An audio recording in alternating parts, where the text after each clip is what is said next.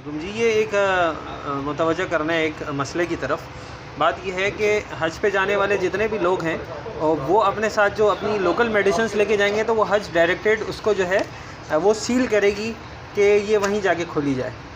तो इनको जो सील किया गया है ये एंटी नारकोटिक्स वालों की तरफ से, तो इसमें ये कि इन्होंने ब्रोशर डाला है। अब उस ब्रोशर में अल्लाह जानता है क्या है, लेकिन ये एंटी नारकोटिक्स वालों का है और इसमें जो है वो शेज़ान की जो है वो ब्रांडिंग हुई हुई है। एंटी नारकोटिक्स के लोगों के साथ शेज़ान की ब्रांडिंग हुई हुई है कि ये आप इसको अभी हम खोल भी नहीं सकते। हमारी मजबूरी है कि हम इसको जो है जाके जहाँ हमारी फ़्लाइट लैंड होगी, मदीना में अगर लैंड होती तो मदीना में हम हुज़ूर सल्लल्लाहु अलैहि वसल्लम के शहर में जाके इनका खोलेंगे जो बदबख्त मलऊन जो है वो ख़त्म नबूवत के मुनकर के जो है वो ये हैं। इस तरह से आप लगाएंगे, देखें ये किस तरह से इंडोस करना चाह रहे हैं आप देखें कि मेरे मुंह में अल्फाज